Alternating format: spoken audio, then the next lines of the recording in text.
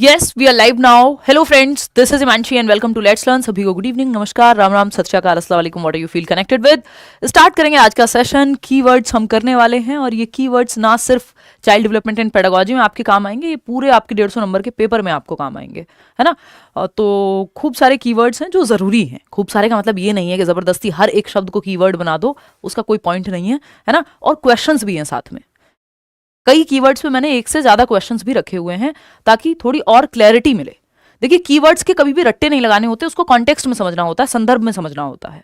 नहीं तो अगर आपने सिर्फ आंख बंद करके याद कर लिया तो हो सकता है वही शब्द जो पॉजिटिव आपने याद किया था कह करके, आपके गुरुजी ने या गुरु माता ने व्हाटएवर आपको याद कराया था कि ये एकदम पॉजिटिव शब्द, ये नेगेटिव शब्द, ये पॉजिटिव टैग वर्ड, ये नेगेटिव टैग वर्ड, वो बैंड बजा दे आपकी पेपर में, आप पूरा पेपर गड़बड़ करके आ जाएं। क्यों? क्योंकि आपने पढ़ के ही नहीं देखा कि किस कॉन्टेक्स्ट में, किस संदर्भ में कहानी कही गई है ना। सेम बात सही और गलत दोनों हो सकती है, बस संदर्भ का, कॉन्टेक्स्ट का, तरीके का फर्क हो सकता है, कहने का भी, सुनने का भी, पढ़ने का भी। समझ रहे हो बात को? तो स्टार्ट करें आज की कहानी। थोड़े से लेट हैं ही, आप जानते ही हैं, है ना, बट आए हैं, ये भी एक अच्छी बात है। पढ़ लेंगे, कई लोग जो है कल देख लेंगे, जो लोग अभी रात को जल्दी सो जाते हैं। एनीवे, शुरू करते हैं कहानी। कुछ 27 सवाल हैं, मैं आपको पहले ही बता देती हूँ, लेकिन इनफ कीवर्ड्स आपके हो जाएंगे, कुछ नए कुछ पुराने क्वेश्चंस। अगर हमने पहले भी जो कीवर्ड्स किए हुए हैं, क्योंकि ऐसा तो है नहीं रातों रात सारे कीवर्ड बदल गए, अब पिछले पेपर में जो कीवर्ड आए थे वो आए नहीं, फिर वो किस बात के कीवर्ड जो हर बार बदल जाएं, है ना। तो वो क्या क्या ही उस चीज का कोई पॉइंट है ना। कोई गाने की लाइन याद आ रही थी, फिर मैंने सोचा रहने देती हूँ, ज्यादा भावनाओं में नहीं बहते हैं। तो हम इनको पॉजिटिव और नेगेटिव के कैटेगरी में रखते हैं कि कुछ कीवर्ड्स हैं जो पॉजिटिव मानते हैं हम, कुछ को नेगेटिव मानते हैं। दोनों के संदर्भ में देखेंगे कि किसको पॉजिटिव मानना है और किसको नेगेटिव। ये सारी पीडीएफ आपको मैं ट्रैवल कर रही हूँ परसों से, तो तब आपको मिलती रहेंगी एक एक करके। अभी जो है बहुत सारे काम पेंडिंग हैं जो हम रात और दिन मिल करके कर रहे हैं, है ना। क्लासेस भी बैक टू बैक हैं। लाइक शेयर सब्सक्राइब आप कर दीजिएगा, ना किया हो तो। ये पीडीएफ्स कहाँ मिलेंगी? तो ये आपको टेलीग्राम चैनल पे मिलेंगी, लेट्स लर्न स्क्वाड। थोड़ा सा रुक जाइए 2-4 दिन, और पूरे नोट्स भी अपडेट हो रहे हैं, वो भी आपको जल्दी ही मिल जाएंगे। शुरुआत करते हैं यहाँ से और समझते हैं कि एक तरफ एक पॉजिटिव वर्ड है, एक तरफ एक नेगेटिव वर्ड है। अगेन पूरी तरह से नेगेटिव कई बार हो सकता है कि कुछ शब्द कॉन्टेक्स्ट यानी संदर्भ में बदल जाएं, गिरगिट निकलें, पॉसिबल है। ठीक, तो जो पहला कीवर्ड है वो है फंक्शनल फिक्सनेस। ये सालों साल से क्वेश्चन आता रहा है। आप 2011 से आज तक अगर आप एनालाइज करेंगे, 2011 से सीटेट शुरू हुआ, आज 2025 चल रहा है, 26 में आप पेपर देने जा रहे हैं, तो आपको दिखेगा कि ये सवाल पता नहीं कितनी बार आया है जहां पे फंक्शनल फिक्सनेस की बात हुई है, जिक्र हुआ है। तो फंक्शनल फिक्सनेस, जिसको हम कहते हैं प्रकार्यात्मक स्थिरता, है ना, या कार्यात्मक स्थिरता, ये अपने आप में नेगेटिव है। किसी भी कॉन्टेक्स्ट में फंक्शनल फिक्सनेस पॉजिटिव नहीं होता बशर्ते नॉट ना लिखा हो। अगर वर्ड में या क्वेश्चन में नॉट लिखा है कि कौन सा सही नहीं है, तो फंक्शनल फिक्सनेस होगा। Other than that functional fixedness negative ही है, रेड से इसीलिए लिखा हुआ है इसको। प्रॉब्लम सॉल्विंग की जब हम बात करते हैं तो इसका जस्ट ऑपोजिट अगर हम देखें या कॉन्ट्रास्ट में अगर हम देखें, तो प्रॉब्लम सॉल्विंग यानी समस्या समाधान, ये अपने आप में एक पॉजिटिव कीवर्ड है, अपने आप में एक पॉजिटिव टैग वर्ड है, जिसको आप पॉजिटिवली देख सकते हैं। 57% लोग सही जवाब दे रहे हैं फर्स्ट ऑप्शन। चलिए अभी देखते हैं फर्स्ट ऑप्शन कैसे सही जवाब दे रहे हो यार। आप शर्म वरम कर लो थोड़ी बहुत, कैसे हो सकता है फर्स्ट ऑप्शन? चलिए सवाल पढ़ते हैं। गलत ही दे रहे हो आप जवाब, मुझे तो आपसे उम्मीद थी कि आप सही जवाब दे रहे होगे। ये 19 कैसे हुआ है बस ये नहीं पता। क्वेश्चन नंबर 1 है ये, ठीक। In order to advance problem solving skills of learners, teachers should encourage dash and should promote dash thinking among learners. यानी शिक्षार्थियों के अंदर समस्या समाधान कौशलों को उन्नत करने के लिए शिक्षकों को डैश को प्रोत्साहित करना चाहिए और शिक्षार्थियों के बीच डैश के चिंतन को बढ़ावा देना चाहिए। देखिए, प्रॉब्लम सॉल्विंग को प्रोत्साहित करना होता है, फंक्शनल फिक्सडनेस को नहीं। समझ रहे हो? प्रॉब्लम सॉल्विंग तो आपकी चाइल्ड सेंटर्ड एजुकेशन भी कह रही है, बाल केंद्रित शिक्षा, के प्रॉब्लम सॉल्वर बनाओ आप बच्चे को। वो जो आइडियल मॉडल है आपका प्रॉब्लम सॉल्विंग का, उसको अप्लाई कराओ। जैसे भी कर रहे हैं बच्चे को प्रॉब्लम सॉल्वर बनाओ, क्योंकि लाइफ में प्रॉब्लम्स आएंगी, सोसाइटी में प्रॉब्लम्स हैं, प्रेजेंट लाइफ में प्रॉब्लम्स हैं, बच्चा प्रॉब्लम सॉल्वर बने। प्रॉब्लम सॉल्वर बनना अच्छी बात है, एनकरेज करना है। Should encourage what? कहीं लिखा हुआ है प्रॉब्लम सॉल्विंग या कुछ कहीं कुछ पॉजिटिव दिख रहा है आपको?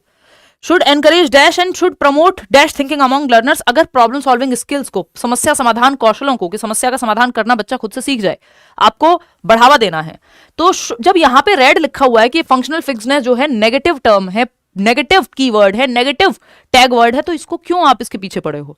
प्रॉब्लम सॉल्विंग में कैसे हेल्प करेगा ये? तो ये तो नहीं आएगा। देखिए फंक्शनल फिक्सनेस है क्या, अभी उसको समझते हैं। कार्यात्मक स्थिरता यानी फंक्शन करने का तरीका आपका फिक्स हो गया है ना। आप बढ़ती उम्र में लोगों को स्पेशली देखते हैं, उनके तरीके सेट हो जाते हैं। उनको लगता है जो तरीका आज से 15 साल पहले काम कर रहा था वही तरीका काम करेगा पेरेंटिंग का भी आज, जबकि जमाना बदल गया, दुनिया बदल गई, बच्चे बदल गए, है ना। आप माँ बाप फिर भी वही कह रहे हैं, नहीं नहीं बेटा, बच्चा जो शादी के लिए लड़का तो जो है या लड़की तो जो है क्या है, अपनी जाति, अपना धर्म, अपने कास्ट उसमें भी देख लेना, ये चीजें और देख लेना, सरकारी नौकरी वाला चाहिए, फलाना ढिमका, वो एक ही ढर्रे पे हैं। फिर जैसे जैसे आप देखते हैं कि बच्चा तो जो है शादी करने को तैयार नहीं है, फिर एक स्थिति ये आ जाती है, वो कहते हैं बेटा इंटरकास्ट ही देख लो, है ना, बेटा ये भी देख लो, बेटा वो भी कर लो, अच्छा ये वाली नहीं, ये वाली जाति चल जाएगी। तो देख रहे हो फंक्शनल फिक्सनेस क्या थी, मजाक में जवाब वो दे रही हूं एग्जांपल। फंक्शनल फिक्सनेस कहां थी कि एक ही तरीका है, बस एक ही तरीके पे अटके थे कि किसी प्रॉब्लम को सॉल्व करने का एक ही तरीका है। बाद में आप देखते हैं बदल जाते हैं, वो मल्टीपल तरीके हैं भाई। तो फंक्शनल फिक्सनेस है कि कुछ भी समस्या है बस फोन की वजह से हो रही है ना, एक ही तरीके से किसी प्रॉब्लम को सॉल्व करेंगे। हमेशा क्या एक ही तरीका काम करेगा सारी प्रॉब्लम को सॉल्व करने पे? कि आज से 50 साल पहले जो तरीका काम कर रहा था वही तरीका काम करेगा? आज से 50 साल पहले जिस करियर की हम बात कर रहे हैं वो करियर एग्जिस्ट भी नहीं करता था। अगर मैं और आप ऐसे कनेक्ट होकर के यूट्यूब पर पढ़ाई हो सकती है, कहां, कौन सा यूट्यूब 50 साल पहले और कौन सा ये वाला करियर, है ना, कौन यूट्यूबर, है ना, या कौन यूट्यूब एजुकेटर। तो अगर सेम तरीके पे चलते रहेंगे, नहीं नहीं पढ़ाई तो सिर्फ ऑफलाइन ही होगी, तो ये फंक्शनल फिक्सनेस है, ये समस्या के समाधान में बाधा बनेगी कि कोई भी प्रॉब्लम आपके सामने है और आप एक ही तरीके से सॉल्व करना चाहते हैं। प्रॉब्लम सॉल्विंग में फ्लेक्सिबिलिटी होनी चाहिए, मल्टीपल तरीके आप अपनाएं, तो ये तो नेगेटिव हो जाएगा। प्रॉब्लम सॉल्विंग इससे तो नहीं होने वाली। डाइवर्जेंट थिंकिंग पॉजिटिव है कि कई दिशाओं में सोचना, लेकिन क्योंकि एक ऑप्शन नेगेटिव है तो कैसे प्रॉब्लम सॉल्विंग में बाधा बनेगा? ये तो फंक्शनल फिक्सनेस नहीं प्रमोट कर सकते। फंक्शनल फिक्सनेस एनकरेज फंक्शनल फिक्सडनेस, कार्यात्मक स्थिरता को एनकरेज नहीं कर सकते, डिस्करेज करना है, क्योंकि इस पे बच्चा अटक जाएगा। ये रिजिडिटी है एक तरह की, है ना, कि आप मल्टीपल तरीके देख ही नहीं रहे हो, तो ये तो पॉसिबिलिटी नहीं है। डाइवर्जेंट थिंकिंग पॉजिटिव है, लेकिन आपको दोनों पॉजिटिव चाहिए भाई। डाइवर्जेंट थिंकिंग तो चलो दिशाओं में सोचना यहां सही था, तो ये तो नहीं हो सकता। अगर एक भी नेगेटिव है तो दोनों ऑप्शन हमें पॉजिटिव चाहिए थे, है ना। तो आप इसके साथ नहीं जा सकते फर्स्ट ऑप्शन के साथ, ये जो कूद कूद के आप जवाब देने में लगे हुए हैं फर्स्ट ऑप्शन का। सेकंड है मीन्स एंड एनालिसिस। देखिए प्रॉब्लम सॉल्विंग में मीन्स एंड एनालिसिस पॉजिटिव बात होती है, जैसे डाइवर्जेंट थिंकिंग पॉजिटिव होती है कि दिशाओं में सोचना, अपसारी चिंतन। तो ये अपसारी चिंतन पॉजिटिव है, साधन अंत विश्लेषण पॉजिटिव है, लेकिन ये अभिसारी चिंतन प्रॉब्लम सॉल्विंग के लिए बाधा बनता है। कार्यात्मक स्थिरता बाधा बनती है। तो अगर एक भी ऑप्शन नेगेटिव है तो हम इसके साथ नहीं जा सकते। मीन्स एंड एनालिसिस होता है एक बड़ी सी प्रॉब्लम है, उसको टुकड़ों में तोड़ करके आप साधन बना रहे हैं, टुकड़ों में तोड़ करके प्रोसेस के थ्रू जाना, एक बड़ी प्रॉब्लम जो कि साध्य है उस तक पहुंचने के लिए। भाई आपको पेपर क्लियर करना है, तो आप देख रहे हैं कि 15 नंबर में 5 नंबर में इंक्लूसिव एजुकेशन कर लूंगी, 10 नंबर में ये कर लूंगी, ये चीज यहां से पढ़ लूंगी, तो आप पार्ट्स में तोड़ रहे हैं एक बड़ी प्रॉब्लम को कि पेपर क्लियर हो जाए, जो कि अच्छी बात है। Means and analysis problem solving में हेल्प करता है। वर्बलाइजेशन, क्योंकि कन्वर्जेंट थिंकिंग हेल्प नहीं करती, यानी सिकुड़ते हुए दायरों में सोचना, दिशाओं में सोचेंगे तो अच्छा होगा। Verbalization is good, verbalization is a positive thing, कि आप वर्बलाइज कर रहे हैं, मौखिकीकरण, अपनी प्रॉब्लम को और डिटेल में समझ रहे हैं। जब आप खुद से बात करते हैं, प्रॉब्लम को समझते हैं, खुद से बोल बोल के कई बार आप चीजें खुद को ही समझा रहे होते हैं, तो आपकी प्रॉब्लम सॉल्व होने में हेल्प होती है।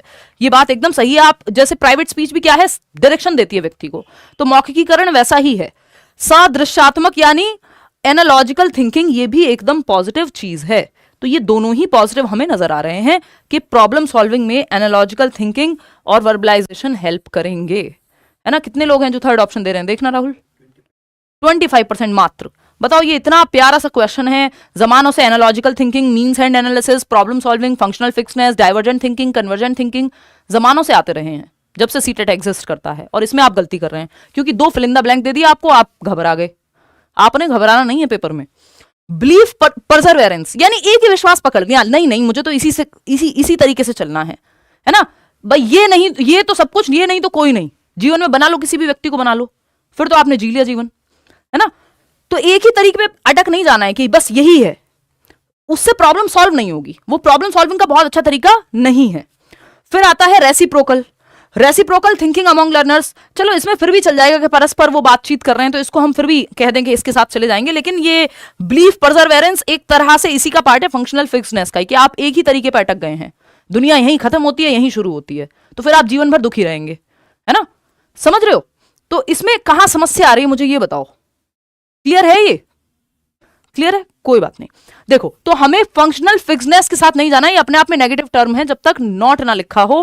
प्रॉब्लम सॉल्विंग की तरफ जाना है, प्रॉब्लम सॉल्व करनी है, जिसमें means and analysis is a good thing. Functional fixedness के साथ आप मीन्स एंड एनालिसिस अच्छा है, डाइवर्जेंट थिंकिंग अच्छा है, एनालॉजिकल थिंकिंग। एनालॉजी क्या होती है? वर्बलाइजेशन तो हमने आपको बता दिया कि भाई आप वर्बलाइज करके समझ रहे हैं उस समस्या को, मौखिकीकरण करके, खुद से बोल करके, लिख करके, जैसे भी एक्सप्लेन करके अपने आप को। मौखिकीकरण में क्या होता है? वर्बलाइज कर रहे हैं, आप समझ रहे हैं, वर्बली समझने की कोशिश कर रहे हैं, खुद से बात कर रहे हैं मे बी, है ना। There are multiple ways of verbalization also. Analogical thinking है, समानता ढूंढ रहे हैं कि कभी आपने इस तरह की कोई समस्या सॉल्व की थी, उसमें आपने ये कॉमन चीजें लगाई थी और वो कॉमन चीजें उठा करके आप नई सिचुएशन में लगा रहे हैं। तो एनालॉजी अच्छी होती है, समानता अच्छी होती है। जैसे मैं कहूं हमारी आंख कैमरे के जैसी है, तो ये एनालॉजी है, समानता मैंने ड्रॉ की है दो चीजों में, है ना, कि हेलीकॉप्टर और बर्ड के उड़ने में समानता है, दो अलग चीजें हैं लेकिन समानता उड़ने में है। तो ये जो एनालॉजिकल थिंकिंग है ये हेल्प करती है, समानता, कुछ चीजों की समानता आपको ढूंढनी होती है जो प्रीवियसली आपके लिए काम की गई हूं, काम करी हूं किसी भी चीज में, समझ रहे हो। तो ये फंक्शनल फिक्सनेस एकदम नेगेटिव टर्म है। कन्वर्जेंट थिंकिंग भी कोई हेल्प नहीं करती आपकी प्रॉब्लम सॉल्विंग में। Problem solving is good, problem solving को बढ़ावा देना है आपको। आपका मीन्स एंड एनालिसिस पॉजिटिव है, यानी पार्ट्स में तोड़ के समस्या का समाधान ढूंढना, वर्बलाइजेशन, एनालॉजिकल थिंकिंग, ये सब पॉजिटिव है। आगे बढ़ेंगे नेक्स्ट क्वेश्चन पे। क्वेश्चन नंबर 2 देखिएगा, कंपटीशन को बढ़ावा नहीं देना। कंपटीशन एक रेड फ्लैग है आजकल के जमाने में, आप जानते ही हैं, रेड फ्लैग ग्रीन फ्लैग का जमाना है ना। रेड फ्लैग मतलब खराब, दूर जाना है आपको, ऐसी चीजों से बचना है जीवन में। और ग्रीन फ्लैग या ग्रीन फॉरेस्ट टाइप की चीजों के पास आपको जाना है। तो ग्रीन फ्लैग जो है हमारे यहाँ कोऑपरेशन मानते हैं हम एजुकेशन में, यानी सहयोग देना या सहयोग करना। बच्चों को अगर आप सहयोग करना सिखा रहे हैं तो एक ग्रीन फ्लैग बात है, यानी पॉजिटिव टर्म है, पॉजिटिव कीवर्ड है, पॉजिटिव टैग वर्ड है। इसके साथ आपको चले जाना है पेपर में अगर कुछ समझना आ रहा हो तो। कोऑपरेट करना कभी भी नेगेटिव नहीं होगा, प्रॉब्लम सॉल्वर बनाना बच्चे को नेगेटिव नहीं होगा, लेकिन कॉम्पीट कराना बच्चे को, कॉम्पिटिशन को बढ़ावा देना, आपका फंक्शनल फिक्सनेस को बढ़ावा देना, ये सब नेगेटिव बातें हैं। कंपटीशन यानी प्रतिस्पर्धा, इससे आपको बचाना है बच्चे को। कट थ्रोट कंपटीशन नहीं कराना है, गला काट प्रतिस्पर्धा। कंपटीशन कराइए बच्चे का खुद से, ना कि उसके दोस्तों से या बाकी बच्चों से। तो क्वेश्चन पढ़ लेते हैं। Cooperative learning strategies focus on, यानी सहयोगात्मक अधिगम शैलियां जो हैं वो किस बात पे फोकस करती हैं? सहयोगात्मक मतलब जहां बच्चे ग्रुप में एक दूसरे का सहयोग करके सीख रहे हो। पहला ऑप्शन है students competing with each other. हमने तो देख लिया ऊपर पहले ही कि कंपटीशन क्या है। कंपटीशन जो है एकदम नेगेटिव टर्म है, विद्यार्थियों को आपस में प्रतिस्पर्धा कराना कोई बहुत अच्छी बात नहीं है। अब कई लोग कहेंगे कंपटीशन तो हमें बेटर बनाता है, कंपटीशन से तो हम अच्छे बन जाते हैं, फलाना ढिमका ये वो। देखिए कुछ लोगों के लिए ये बहुत अच्छा कारगर हो सकता है, लेकिन अंत में कंपटीशन का ऐसा कोई बाद में लड्डू नहीं मिलते। लॉन्ग रन में बच्चे के अंदर जो नेचुरल टैलेंट है वो दब जाता है कई बार। तो कुछ लोगों के लिए अच्छा हो सकता है, या हेल्दी कंपटीशन को आप थोड़ा बहुत प्रमोट कर सकते हो, बट पेडागोजिकली हम इसको बहुत पॉजिटिव नहीं मानते हैं, नेगेटिव ही मानते हैं हम कंपटीशन को। ठीक, तो students helping one another to learn, ये बात सही है। कोऑपरेशन, सहयोग, कोलैबोरेशन, कोऑपरेशन, ये शब्द जो है आपके लिए अच्छे हैं कि बच्चे सहयोग, प्रोजेक्ट वर्क कर रहे हैं ग्रुप में, किसी प्रॉब्लम को सॉल्व कर रहे हैं, तो अच्छा है। साइंटिस्ट मिलकर जो है मिशन ग्रुप में करते हैं, है ना। स्पाई वो लोग भी ग्रुप में काम करते हैं, अभी मूवी आई है धुरंधर। ठीक, students maintaining silence in the class, यानी बच्चे जो है साइलेंस बना करके रखे हों। अगर क्लास में सिर्फ शांति है, किसी भी वजह से कोई बहुत अच्छी क्लास नहीं है, क्लास में थोड़ी चहल पहल होनी चाहिए, बातचीत होनी चाहिए। फिर आता है students listening to teacher patiently, यानी टीचर को बस बात सुन रहे हैं। यहां पे बात क्या थी आपको समझ आई गई कि हम कंपटीशन को नहीं कोऑपरेशन को बढ़ावा दें, तो कोई भी और ऑप्शन यहां जमता ही नहीं है। फिर आता है परफॉर्मेंस गोल्स और मास्टरी गोल्स या अप्रोच, इसको हम कह देते हैं। एक सवाल इस पर निश्चित रूप से आता है, ठीक है ना। परफॉर्मेंस गोल्स नेगेटिव मानते हैं हम, परफॉर्मेंस अप्रोच फर्स्ट आना नेगेटिव मानते हैं हम, मास्टरी अप्रोच हम पॉजिटिव मानते हैं, क्योंकि आप मास्टर बनने पे ध्यान दे रहे हैं ना कि नंबर लाने पे। परफॉर्मेंस गोल में आप परफॉर्मेंस पे जोर देते हैं कि फर्स्ट आना है मुझे, कुछ भी करके चतुर रामलिंगम की तरह 3 इडियट में, है ना, चाहे चमत्कार को बलात्कार बोल रहे हो लेकिन फर्स्ट आना है, बस चाहे रट्टा लगा दें। रोट रटंत विद्या चलंत नहीं, सिंपल बात। परफॉर्मेंस गोल में कुछ भी करके फर्स्ट आना आपका लक्ष्य होता है, और मास्टरी गोल में आपको मास्टर बनना है, जैसे वो रेंचो का कैरेक्टर था 3 इडियट में, जो कि फुनसुक वांगडू की अगर हम बात करें। ठीक, चलिए पोल चेंज नहीं किया गया, अच्छा ठीक है। तो 61% लोग ए कह रहे हैं। तो a student is reading books to satisfy her curiosity about certain concepts, this is an example of, यानी एक बच्चा है जो अपनी क्यूरियोसिटी को सेटिस्फाई करना चाहता है, यानी जिज्ञासा को शांत करना चाहता है। उसके मन में इच्छा है कि यार ये तारे नीचे क्यों नहीं गिरते हैं, ये जिज्ञासा है, तो अब वो जानने की कोशिश कर रहा है, इसलिए वो पढ़ रहा है, किसी वेबसाइट पे जाकर के कोई किताब पढ़ रहा है, मम्मी पापा से क्वेश्चन पूछ रहा है, वॉटेवर। तो वो अपनी जिज्ञासा को, क्योंकि जो चाइल्ड सेंटर्ड एजुकेशन है वो कह रही है बच्चे में 3 चीजें जन्म से हैं कि बच्चा क्यूरियोसिटी रखता है, जिज्ञासा रखता है, इसीलिए बहुत सारे सवाल पूछता है, हम उसकी जिज्ञासा को मार देते हैं। बच्चा क्रिएटिविटी यानी कुछ नया करने की क्षमता रखता है, और बच्चा एबिलिटी टू लर्न यानी हर बच्चा सीख सकता है बशर्ते आपको सिखाना आता हो। तो ये CCL, ये 3 चीजों को आपको ध्यान में रखना है। तो यहाँ पे 1 मिनट में किसी का क्वेश्चन पढ़ लेती हूँ। तो यहाँ पे आपको पहचानना है फटाफट से। 73% लोग कह रहे हैं मैम टेट 10 टाइम्स क्लियर हुआ है, गवर्नमेंट सर्विस हुआ है, आपके वीडियो बहुत अच्छे हैं, थैंक यू शाहिद। बट 10 बार दिया क्यों यार, इतने पैसे क्यों बर्बाद कर रहे हो, हैं? ये कौन सा शौक है टेट देने का? एनीवे, बहुत बढ़िया, कॉन्ग्रेचुलेशंस। देखिए, तो अगर हम बात करें, एक छात्रा अपनी कुछ अवधारणाओं के बारे में जिज्ञासा शांत करने के लिए किताबें पढ़ रही है, ये किसका उदाहरण है? परफॉर्मेंस गोल का, या अप्रोच गोल भी बोलते हैं इसको। तो आप लोग गलत जवाब दे रहे हैं यहाँ पे कि परफॉर्मेंस, ये अप्रोच ओरिएंटेड मास्टरी गोल, अवॉइडेंस ओरिएंटेड मास्टरी गोल, या अप्रोच ओरिएंटेड परफॉर्मेंस गोल। सही तो दे रहे हो यार, आप लोग सही जवाब दे रहे हो, गुड। तो अगर हम देखें, देखिए अवॉइडेंस ओरिएंटेड में क्या होता है, आप फेलियर से बचना चाहते हैं, किसी तरह से 33% नंबर आ जाए, 60 नंबर आ जाए, पास हो जाऊं बस। वो जो राजू रस्तोगी का कैरेक्टर था उसमें 3 इडियट्स में, कि बस पास हो जाऊं। अप्रोच ओरिएंटेड परफॉर्मेंस गोल, इसमें आपको फर्स्ट आना है, तो ये भी पॉजिटिव नहीं है। अवॉइडेंस ओरिएंटेड परफॉर्मेंस गोल, अगेन आप अवॉइड करना चाह रहे हैं, तो ये भी कोई बहुत हम इसको अच्छा मानते नहीं है। तो यहां पे बचा क्या पॉजिटिव, यहां पे बचा क्या पॉजिटिव, यहां पे simple approach oriented mastery goals. Approach oriented mastery goals यानी आप अप्रोच तो रख रहे हैं, परफॉर्मेंस कर रहे हैं, लेकिन मास्टरी के लिए, है ना? जो आपका सेंटर है मोटिवेशन का वो मास्टरी है। इसमें एक होता है अप्रोच, दूसरा है मास्टरी, तीसरा है अवॉइडेंस, फेलियर अवॉइडेंस। फेलियर से बचने के लिए आप कोई काम कर रहे हैं वो भी अच्छा नहीं है, परफॉर्मेंस या सिर्फ नंबर लाने के लिए कर रहे हैं वो भी अच्छा नहीं है, मास्टरी वाला बेस्ट है। तो मास्टरी गोल्स अच्छे हैं, या मोटिवेशन का तरीका मास्टरी हासिल करने का अच्छा है, बजाय कि आपका इसका परफॉर्मेंस का। बात सही है। CCE पे कराऊंगी यार एक सेशन, आगे चल के अब नए साल में ही करेंगे। तो अचीवमेंट गोल ओरिएंटेशन जो है यहाँ पे, आप इसको ऐसे भी देख सकते हो कि अचीवमेंट या अप्रोच में मास्टरी की जब हम बात कर रहे हैं तो ये पॉजिटिव है, ये दोनों नेगेटिव हो जाते हैं। फेलियर अवॉइडेंस, बस किसी तरह से पास हो जाऊं, फेल ना हो जाऊं, वो जान देने के लिए अपनी तैयार हो जाता है, उसको बचा लेते हैं, उसके दोस्त जाने नहीं देंगे अभी, है ना? और ये तो भाई साहब हैं ही परफॉर्मेंस अप्रोच वाले, इनको फर्स्ट आना है कुछ भी करके, चाहे रटना पड़े। और इनको फेलियर से बचना है किसी तरह से, इनको ना फेलियर की पड़ी है ना परफॉर्मेंस की पड़ी है, इनको लर्निंग की पड़ी है कि मुझे सीखना है, तो ये बेस्ट है। इसको आप मास्टरी ओरिएंटेशन, तो ऐसे गोल्स जो मास्टरी ओरिएंटेशन रखते हैं वो बढ़िया हैं। ठीक है, बात क्लियर है? हंसते बहुत हो यार आप लोग, गलत बात। देखिएगा, मजाक कर रही हूँ, हंसते रहा करो, कोई नहीं। समेटिव असेसमेंट, देखिए समेटिव असेसमेंट अपने आप में नेगेटिव या पॉजिटिव उतना नहीं होता, लेकिन अगर सिर्फ समेटिव असेसमेंट लिखा हो तो नेगेटिव हो जाएगा, है ना? समेटिव असेसमेंट ओनली अगर लिखा है तो गड़बड़ होनी निश्चित है। ठीक है, इसको थोड़ा सा हाँ ऐसे काम चलाएंगे, कैसे काम चलाओगे भाई, देखिएगा। हाँ, तो समेटिव असेसमेंट यानी योगात्मक मूल्यांकन। समेटिव असेसमेंट ओनली लगा दो आगे, तो जब ओनली लगा हुआ है तो इसका मतलब 100% नेगेटिव हो जाएगा। एक तो ये ओनली वर्ड ही अपने आप में नेगेटिव होता है पूरी पेडागोजी में, है ना? फॉर्मेटिव असेसमेंट यानी रचनात्मक मूल्यांकन, जिसमें मल्टीपल तरीके से आकलन हो रहा है। डायग्नोस्टिक यानी आप पता लगा रहे हैं कारण क्या है, बच्चा फेल हो रहा है या कोई भी दिक्कत है, किसी गैप कहां है, और इसके बाद दिया जाता है रेमेडियल। तो ये तीनों पॉजिटिव हैं, फॉर्मेटिव, डायग्नोस्टिक और रेमेडियल, यानी आप एक्स्ट्रा क्लास दिला रहे हो बच्चे को, तो ये पॉजिटिव टर्म हो गए। समेटिव या सिर्फ नंबर के लिए आप जांचना चाह रहे हो तो वो गलत है। ठीक है ना? मुझे भी पहले वाले में ना थोड़ा ऑप्शन चेक करने हैं कि उसमें शायद टाइपिंग की कोई मिस्टेक है, बट वो आंसर वो ठीक ही है, आएंगे खैर उस पे। Which of the following are mainly used in the assessment for certification, यानी प्रमाणन के मूल्यांकन में मुख्य रूप से निम्नलिखित में से किसका उपयोग किया जाता है। यानी आपको असेसमेंट करना है किसके लिए, सर्टिफिकेशन के लिए, सर्टिफिकेट मिलेगा, पास हुए कि फेल हुए, ड्राइविंग लाइसेंस दें कि नहीं दें, सर्टिफिकेट मिलेगा, तो उसके लिए आपको समेटिव असेसमेंट करना होता है। अदर देन दैट आप फॉर्मेटिव असेसमेंट का प्रयोग करते हैं। तो समेटिव असेसमेंट पूरी तरह से नेगेटिव नहीं है, लेकिन सिर्फ समेटिव असेसमेंट कर रहे हैं तो नेगेटिव है ना? क्योंकि फॉर्मेटिव, डायग्नोस्टिक, रेमेडियल ये ज्यादा बेहतर है, इसमें फीडबैक ज्यादा मिलता है, ये जजमेंट के लिए जनरली हम यूज करते हैं। तो टर्म एंड एग्जामिनेशन सर्टिफिकेट के लिए ही होते हैं, बिल्कुल सही बात है। समेटिव एग्जामिनेशन सर्टिफिकेट के लिए ही होते हैं। Formal and informal observation in class, क्या आप बच्चे को फॉर्मली ऑब्जर्व कर रहे हैं, कोई एक्टिविटी दी आपने और आप उसको ऑब्जर्व कर रहे हैं, ये फॉर्मल ऑब्जर्वेशन है कि उसको पता है कि ये साइंस एक्सपेरिमेंट करते हुए टीचर मुझे देखेगा और उस हिसाब से नंबर मिलेंगे। इनफॉर्मल है, बच्चा स्कूल के मैदान में खेल रहा है, आप बस ऑब्जर्व कर रहे हैं, तो ये फॉर्मेटिव का पार्ट है।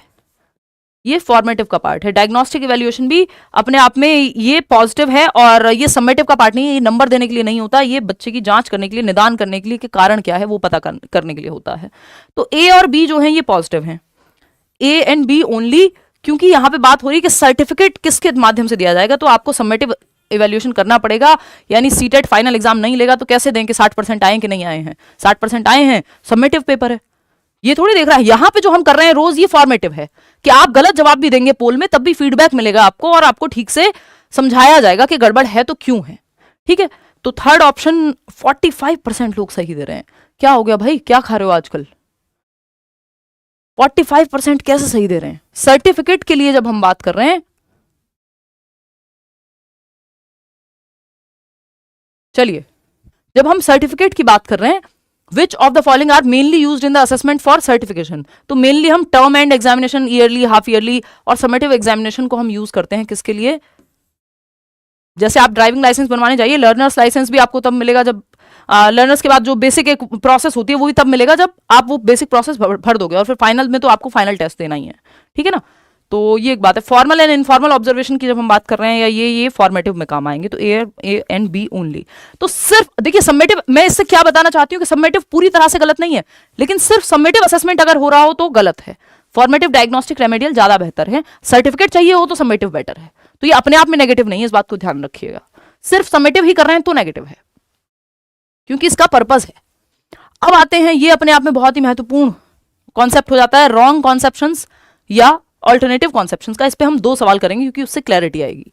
रॉन्ग कॉन्सेप्शंस यानी गलत अवधारणाएं। तो गलत अवधारणाएं अगर लिखा हुआ है, ये टर्म गलत है अपने आप में, ये नेगेटिव वर्ड है, ये नेगेटिव कीवर्ड है। रॉन्ग कॉन्सेप्शन नहीं कहते हम बच्चे की गलत अवधारणाओं को, जो शायद साइंटिफिकली सही ना हो, उनको हम रॉन्ग ना कह करके ऑल्टरनेटिव कॉन्सेप्शन कहते हैं, या फिर और क्या कहते हैं हम, नाइव कॉन्सेप्शंस कहते हैं, या मिसकॉन्सेप्शन कहते हैं। यहां पे आप ये देख पा रहे हो कि हम रॉन्ग कॉन्सेप्शन नहीं कहते। गलत कॉन्सेप्शन का मतलब क्या? कॉन्सेप्ट। रॉन्ग का मतलब गलत, तो गलत कॉन्सेप्ट हम नहीं कहते। ये लेबलिंग हो जाएगा, बच्चे पे लेबल लगाना हो जाएगा, ठप्पा लगाना हो जाएगा, और लेबलिंग आपको नहीं करनी है, लेबल नहीं करना बच्चे को। ये तो सिंपल है। एक और कीवर्ड आपको एक्स्ट्रा में बता दिया है। ऑल्टरनेटिव कॉन्सेप्शन एक अच्छी बात है, इसको वैकल्पिक अवधारणा बोलते हैं, कि सोचने का तरीका है वैकल्पिक। आप ऐसे सोचते हैं, बच्चा वैकल्पिक रूप से ऐसे सोचता है। मिसकॉन्सेप्शन भी बोल सकते हैं इसको, और नाइव कॉन्सेप्शंस भी बोल सकते हैं, कि बच्चे की सहज अवधारणाएं हैं जो उसने अपने अनुभव के आधार पर बना ली हैं।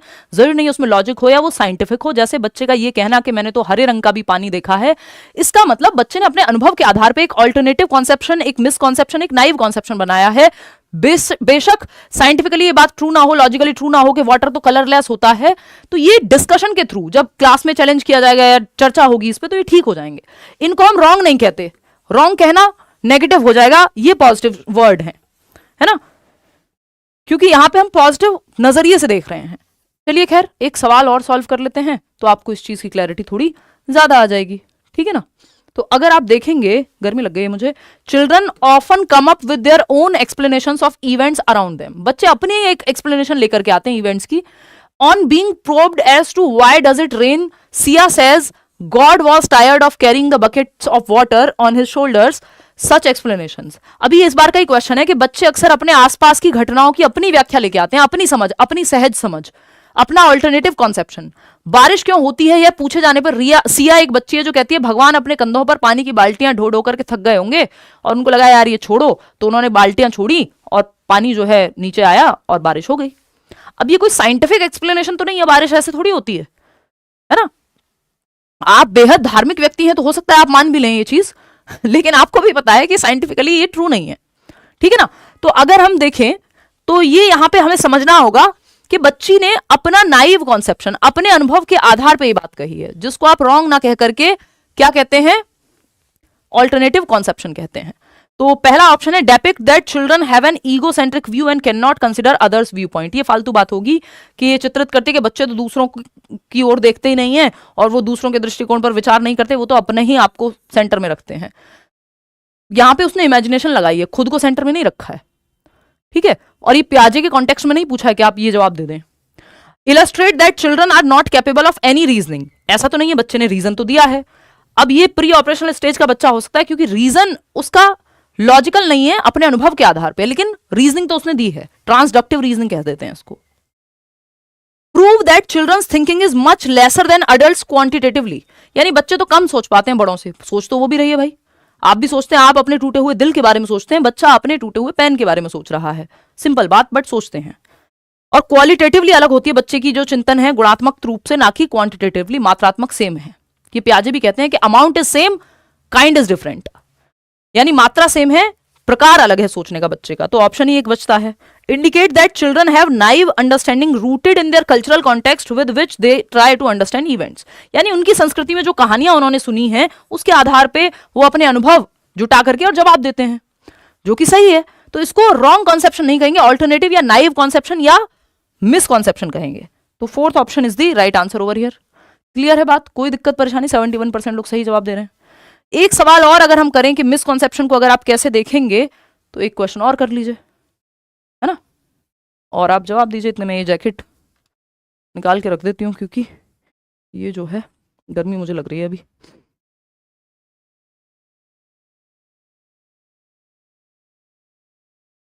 चलिए, बहुत खुशी की बात है।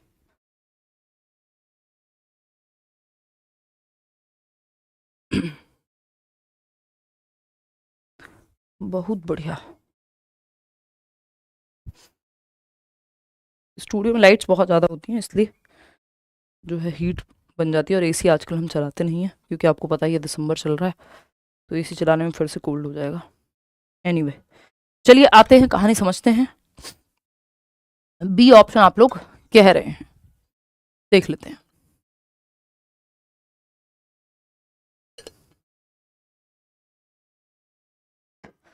देखिएगा, ये एक सेशन अगर आप ठीक से देख लेते हैं तो मुझे लगता है कि आपके बहुत सारे क्वेश्चन पेडागोजी में गलत नहीं होंगे, बहुत सारे नंबर आप बचा सकते हैं, और सारे ही सब्जेक्ट में, ऐसा नहीं कि सिर्फ सीडीपी में ही, चाहे वो हिंदी पेडागोजी हो, इंग्लिश पेडागोजी हो, मैथ्स हो, ईवीएस हो, एसएसटी हो, साइंस हो।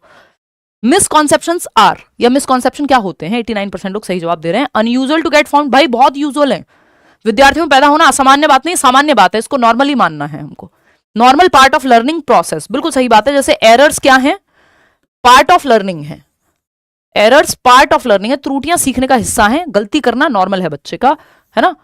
तो सेकंड ऑप्शन सही है यहाँ पे। प्योरली इलॉजिकल एंड बेसलेस, नहीं नहीं, वो उसके एक्सपीरियंस के आधार पे उसने बनाया है, कल्चरली जो कहानी सुनी है उसने अपनी संस्कृति में, वो उसने बनाया है उसके आधार पे। Hindrance to teaching learning process, नहीं, ये तो हेल्प करेगा कि आपको पता लग जाएगा कि बच्चा कैसे सोचता है, तो आप सही से लॉजिकली डिस्कशन करा पाएंगे। अब लर्निंग हो, सोशलाइजेशन हो, डेवलपमेंट हो, इन सबको प्रोडक्ट के रूप में या लीनियर प्रोसेस के रूप में नहीं देखना। किसके रूप में देखना? प्रोसेस या स्पाइरल के रूप में देखना, एक स्पाइरल प्रोसेस के रूप में देखना। ये एक नंबर का सवाल है, बहुत जगह पे आता है, हर बार आता है, इस बार भी आया हुआ है, आगे भी आएगा ही। प्रोडक्ट एक अपने आप में नेगेटिव वर्ड है कि प्रोडक्ट के रूप में किसी प्रोसेस को देखना या लीनियर रूप में देखना।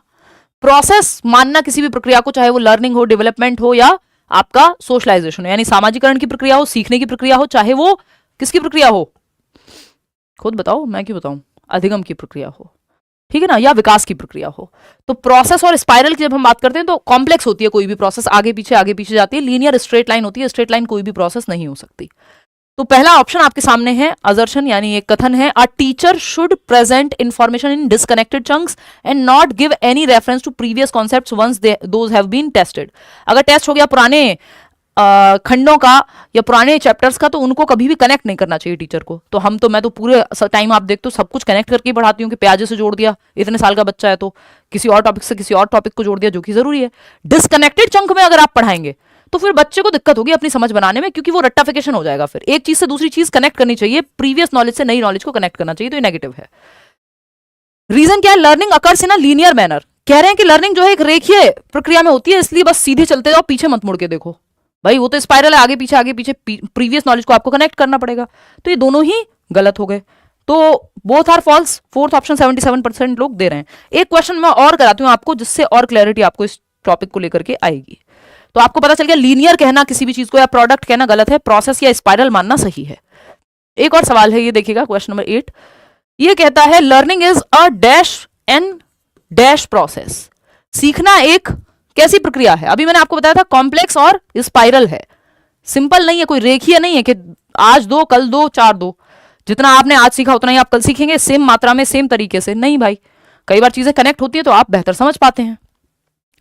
तो अगर हम यहां देखें तो learning is a dash process, simple process है नहीं, लर्निंग कॉम्प्लेक्स प्रोसेस है, इंडिविजुअल प्रोसेस है नहीं, सोशल प्रोसेस है, ग्रुप में अच्छा सीखते हैं हम, कॉम्प्लेक्स प्रोसेस है बट पैसिव नहीं है, बच्चा पैसिव हो ही नहीं सकता, ये पैसिव से बड़ा नेगेटिव वर्ड कोई दुनिया में है ही नहीं कि बच्चे को आपको एक्टिव रखना है, निष्क्रिय नहीं सक्रिय रखना है, तो ये तो गलत, ये भी गलत, क्योंकि इंडिविजुअल नहीं सोशल होगी।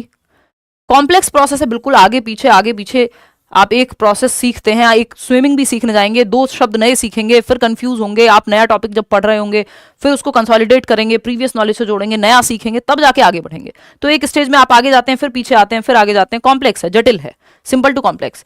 एक्टिव है, और बच्चा लर्निंग में एक्टिव होना जरूरी है बच्चे का, सिंपल या लीनियर नहीं हो सकती, लीनियर अपने आप में नेगेटिव है, जो स्पाइरल प्रोसेस है, एक्टिव प्रोसेस है, वो अपने आप में सही है। तो third option is the right answer.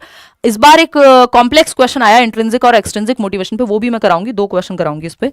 Extrinsic और इंट्रिंसिक मोटिवेशन पे हमेशा एक सवाल तो आता ही है ना। इस बार 2 सवाल आए और उसमें से एक कॉम्प्लेक्स था, जो पिछली बार का पेपर अगर आप उठा के देखेंगे वो भी मैं आपको भी दिखाऊंगी। एक्सट्रिंसिक मोटिवेशन यानी बाह्य अभिप्रेरणा, यानी बाहरी अभिप्रेरणा जिसका कारण बाहर है, बाह्य अभिप्रेरणा, इसको हम नेगेटिव मान के चलते हैं, ये पूरी तरह से नेगेटिव नहीं है बट हम मान के चलते हैं। और दूसरा, हम बच्चे को बढ़ावा देने की जब बात करते हैं तो हम कहते हैं बच्चे में इंट्रिंसिक मोटिवेशन को बढ़ावा दो, ना कि एक्सट्रिंसिक को। इंट्रिंसिक मतलब आंतरिक, जिसका कारण जो है वो अंदर है, जैसे आपको कोई चीज सीखने में अच्छा लगता है, वो जॉय ऑफ लर्निंग है, तो ये इंट्रिंसिक मोटिवेशन है ना। जो सब्जेक्ट आपको पसंद है, आप खुद से पढ़ रहे हैं, चाहे नंबर मिले आपको या ना मिले, पेपर में आए या ना आए, हो सकता है आपको किसी को नॉवल पढ़ने का शौक हो, बस शौक है, उससे नंबर मिलेंगे, कहीं पे कोई कुछ मिलेगा नहीं, रिवॉर्ड मिलेगा नहीं। तो एक्सट्रिंसिक मोटिवेशन की जब हम बात करते हैं, या मैं बैडमिंटन अगर मैं पसंद करती हूं तो उसका कोई बाहरी कोई रीजन नहीं है, जब मौका मिला खेल लिए, क्रिकेट पसंद है तो मौका मिला खेल लिए, ठीक है ना। क्या कह रहे हो क्वेश्चन लेवल को लेके? 1 मिनट रुको जरा मैम, क्वेश्चन लेवल थोड़ा हाई कीजिए। यहाँ पे क्वेश्चन का लेवल इंपॉर्टेंट नहीं है भाई, ये इस बार के भी क्वेश्चन हैं ज्यादातर तो, है ना, और नए पुराने सब। अभी आपसे जवाब नहीं दिया जा रहा था, अभी एक बेसिक सा क्वेश्चन था पीछे, ठीक है ना। और जिस तरह के क्वेश्चन आ रहे हैं उसी तरह के क्वेश्चन कराए जाने चाहिए, जरूरी है, समझ रहे हो। कल कराऊंगी एक सेट अच्छा, ठीक, तो वो जरूरी है कि जिस तरह के सवाल आ रहे हैं उसी तरह के सवाल पूछे जाएंगे ना। और यहाँ पे टर्म्स का जानना, आपका नेगेटिव और पॉजिटिव टर्म को समझना जरूरी है क्वेश्चन से भी ज्यादा, क्योंकि टॉपिक जो है वो टर्म का है या कीवर्ड्स का है। तो बाह्य अभिप्रेरणा की जब हम बात कर रहे हैं तो intrinsic motivation amongst students can be increased by, देखिए आपको बढ़ावा देना इंट्रिंसिक पे ही, दोनों जुड़े हुए हैं आपस में, लेकिन आंतरिक अभिप्रेरणा को बढ़ावा देना इंटरनल मोटिवेशन को। कैसे देंगे?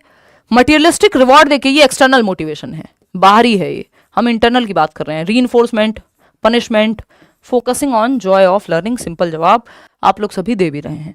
अब एक काम करो, इसके आगे वाला क्वेश्चन पढ़ते हैं, फिर देखते हैं कि क्या कहा गया है।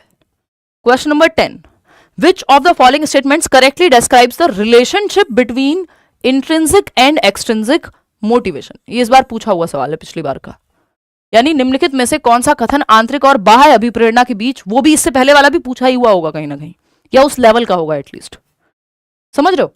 तो आंतरिक और बाह्य अभिप्रेरणा के बीच का रिश्ता क्या कहलाता है, वो पूछ रहा है हमसे examiner. Intrinsic motivation can impact extrinsic motivation, but extrinsic motivation can not impact intrinsic motivation in any possible manner. ये कहना क्या हो जाएगा? गलत हो जाएगा। अब आप इसमें घूम गए हैं।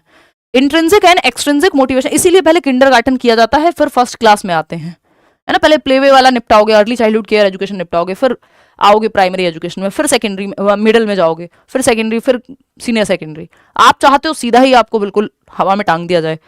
तो ये कहना कि आंतरिक अभिप्रेरणा बाह्य अभिप्रेरणा को प्रभावित कर सकती है, लेकिन बाह्य अभिप्रेरणा किसी भी संभावित तरीके से आंतरिक अभिप्रेरणा को प्रभावित नहीं करती, गलत होगा। दोनों एक दूसरे को प्रभावित कर सकती हैं। हम ये कहते हैं, ये हम इससे पहले भी बात करते थे कि भाई बाह्य अभिप्रेरणा पुश स्टार्ट के जैसी है, कि धक्का देके गाड़ी स्टार्ट कर दिया आपने, कि बच्चों को कोई काम शुरू कराना था, उसको कहते तेरे को ये मिलेगा भाई शुरू कर दे, लेकिन जब तक उसको मजा नहीं आएगा वो करने में, Joy of learning, internal motivation नहीं मिलेगी साथ में, तो वो लॉन्ग रन में आगे नहीं जाएगा। तो किसी काम को शुरू कराने में बीच बीच में थोड़ा सा मोटिवेट करने के लिए एक्सटर्नल रिवॉर्ड वगैरह आप यूज कर लेते हैं, अदरवाइज करना नहीं है।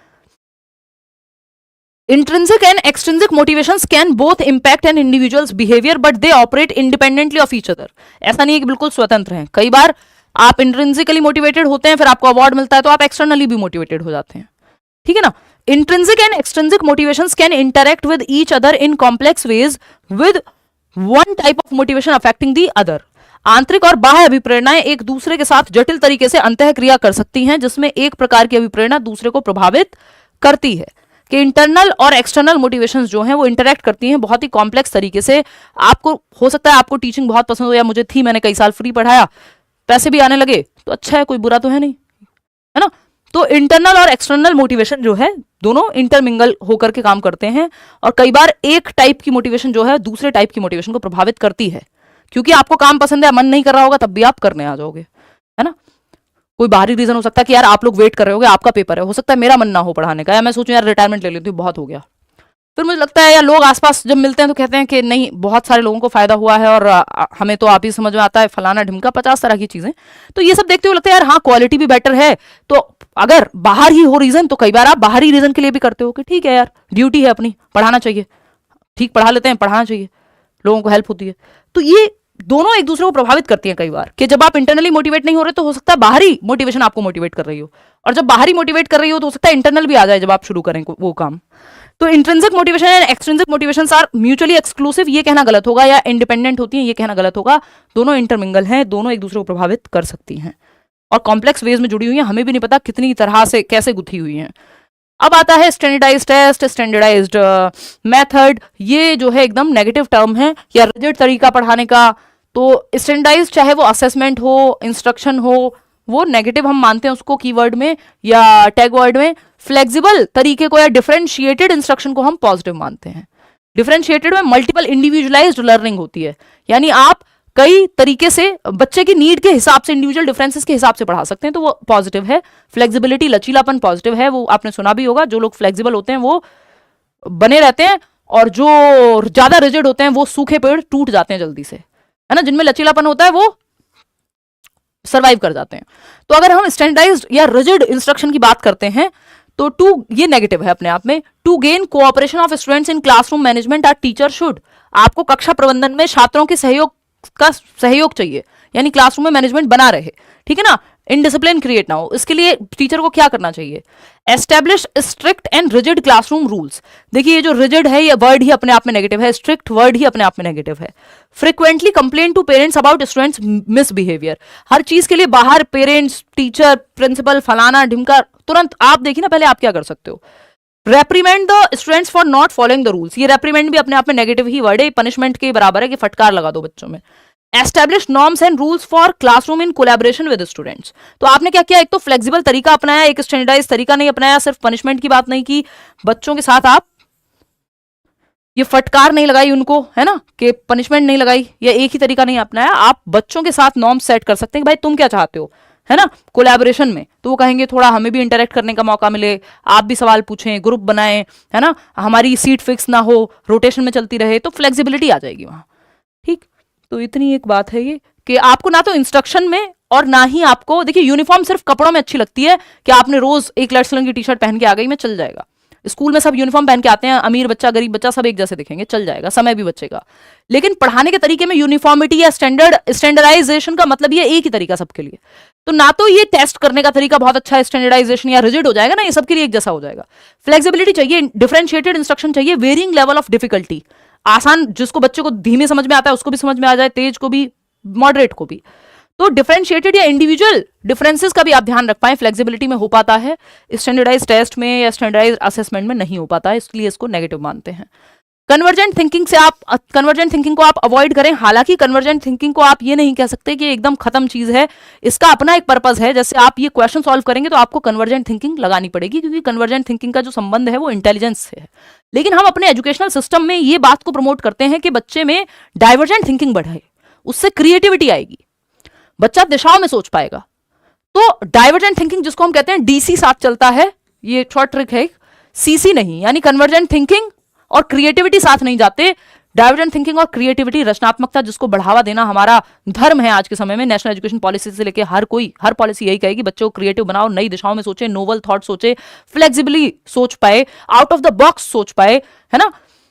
तो कन्वर्जेंट थिंकिंग को हम बढ़ावा नहीं देते, इसका इस्तेमाल है अपना। जैसे आप ये सवाल जब चूज कर रहे हैं तो आप कई ऑप्शन से एक ऑप्शन पे जा रहे हैं जिसमें कन्वर्जेंट थिंकिंग या अभिसारी चिंतन सिकुड़ती हुई, यानी 4 ऑप्शन से एक ऑप्शन पे आए। डाइवर्जेंट थिंकिंग में आपको एक प्रॉब्लम दी गई, आपने ऐसे लिखा, अपने विचार कहे, वो दिशाओं में सोचना है, वो रचनात्मक सोचना है। सी ऑप्शन कह रहे हैं 84% लोग। चलिए देखते हैं। Typical identifying characteristics of creative children include. आपको क्रिएटिव बच्चा ढूंढना है जो दिशाओं में सोचता हो, जिसकी फ्लेक्सिबल थिंकिंग हो, जो डाइवर्जेंट थिंकिंग करता हो। डीसी, डाइवर्जेंट थिंकिंग और क्रिएटिविटी साथ जाते हैं। तो रिजिडिटी से तो आप बच ही जाइए, नहीं तो क्रिएटिविटी दूर दूर तक नहीं आएगी। अभी हमने पढ़ा था रिजिडिटी नेगेटिव होता है। हाई टॉलरेंस फॉर बोर्डम, यानी ये कैरेक्टरिस्टिक है कि बच्चा जो है वो हाई टॉलरेंस होगी उसमें बोर्डम के प्रति, हो सकती है। डाइवर्जेंट थिंकिंग या कन्वर्जेंट थिंकिंग, देखिए कन्वर्जेंट थिंकिंग से भी काम नहीं चलेगा। अगर हाई टॉलरेंस होगी बोर्डम के प्रति तो कुछ नया नहीं सोचेगा। तो बेहतर ऑप्शन इसको हम यूज कर सकते हैं, लेकिन इससे बेहतर ऑप्शन हमारे पास डाइवर्जेंट थिंकिंग है। दिशाओं में सोचना, बच्चे को क्रिएटिव होने के लिए दिशाओं में सोचना पड़ेगा, आउट ऑफ द बॉक्स सोचना पड़ेगा। सिंपल बात है। जॉय पॉल गिलफर्ड ने ये डाइवर्जेंट और कन्वर्जेंट थिंकिंग दी थी, और इसके बारे में वो कहते हैं कन्वर्जेंट थिंकिंग में आप सिकुड़ती हुई सोच है, कई ऑप्शन से एक ऑप्शन की तरफ आएंगे, और डाइवर्जेंट में दिशाओं में जाते हैं। डाइवर्जेंट को हम चाहते हैं कि बच्चे में बढ़ावा दें, क्योंकि इससे क्रिएटिविटी उभर करके आती है। अब बात आती है सेग्रीगेशन या ओनली की तरफ। जब आप ऑप्शन में अगर ओनली लिखा हुआ है या सेग्रीगेशन अलगाव लिखा हुआ है तो ये नेगेटिव है। इंक्लूसिविटी या समावेशन लिखा हुआ है तो ये पॉजिटिविटी है। ये पॉजिटिव टर्म है, ये एक पॉजिटिव वर्ड है। जहां आपको ये दिख जाए मतलब बात बन जाएगी, है ना। ये नेगेटिव है। सेग्रीगेट करना, बच्चे को अलग थलग करना नहीं, आपको बच्चे को इंक्लूड करना है। फोर्थ ऑप्शन डी कह रहे हैं 78% लोग। चलिए देखते हैं कथन क्या है। Only special children benefit from inclusive education. ये बात हम करके थक चुके हैं, और ये हर बार रिपीटेडली आ रहा है कई सालों से क्वेश्चन। बस भाषा थोड़ी सी बदल जा रही है, या कभी डायरेक्ट में आ जाता है, कभी कथन और कारक में आ जाता है। समावेशी शिक्षा से केवल विशेष बच्चे ही लाभान्वित होते हैं, ये कहना गलत होगा। भाई हर बच्चे के लिए शिक्षा है ना, वो स्पेशल बच्चा ही थोड़ी है कि जिसको ऑटिज्म है मान लो, या कोई विजुअली इंपेयर्ड है, उसी के लिए इंक्लूसिव एजुकेशन है। Inclusive education education for all, सभी के लिए शिक्षा है ना। तो ओनली जहां लिखा हुआ है कि सिर्फ ओनली स्पेशल चिल्ड्रन, नेगेटिव है। रीजन क्या है? The concept of inclusive education is based on the philosophy of addressing only learners with some impairment. ये भी नेगेटिव है। तो ओनली नहीं, इंक्लूसिविटी, सबको शामिल करना। ओनली हमें एक तरफ लेके जाता है, और एक तरफा कुछ भी अच्छा नहीं होता, मैं आपको बता दूं, प्रेम ही क्यों ना हो। तो ये क्या है? Both ANR false. मजाक कर रही हूं, जिसको जो करना है करे अपने जीवन में, है ना। दोनों ही बातें गलत हैं। कितने लोगों ने दिया जवाब? जाना जरा पीछे, मुझे देखना है। 89%। चलिए ठीक है, आगे बढ़ते हैं। तो सेग्रीगेट नहीं करना, अलग थलग नहीं करना बच्चे को। रोट लर्निंग आपको पता ही है, रट्टाफिकेशन नहीं चाहिए हमको। रटंत विद्या चलंत ना ही, नेगेटिव है। आंख बंद करके आप जहां रोट लर्निंग दिखे, नॉट ना लिखा हो, आप समझ जाइए गलत है। मीनिंगफुल लर्निंग अर्थपूर्ण अधिगम है, इसमें बच्चा एक्टिव रहेगा, रियल लाइफ से उसकी चीजें जुड़ेंगी। पियाजे और वाइगोत्स्की इसको प्रमोट करते हैं, या पूरा जो आज की मॉडर्न डे आपकी पेडागोजी है, कंस्ट्रक्टिविज्म रचनावाद है, वो इसको प्रमोट करता है। नेशनल एजुकेशन पॉलिसी हो, NCF हो, सब इसको प्रमोट करेंगे। समझ रहे हो? ठीक है सीमा। तो meaningful learning is primarily not about, किसके बारे में नहीं है। अब देखो यहां पे नॉट लिखा है तो आपको समझ में आ जाएगा, जवाब बदल जाएगा। जैसे ही नॉट लिखा हुआ हो, आप अपने कान खड़े कर लें 3 इडियट की तरह, ध्यान से पढ़ें क्वेश्चन को, सतर्क हो जाएं, सावधान रहें, है ना। समझ रहे हो कि नॉट लिखा है वो फंसा सकता है क्वेश्चन आपको। Meaningful learning is primarily not about developing skills. नहीं भाई, ये तो है डेवलप करने के बारे में स्किल्स को। कितने लोग सही जवाब दे रहे हैं? बहुत बढ़िया, 76% लोग। मेमोराइजिंग इंफॉर्मेशन, रोट लर्निंग होता है मेमोराइज करना, ड्रिल और प्रैक्टिस करना नेगेटिव बात है ना।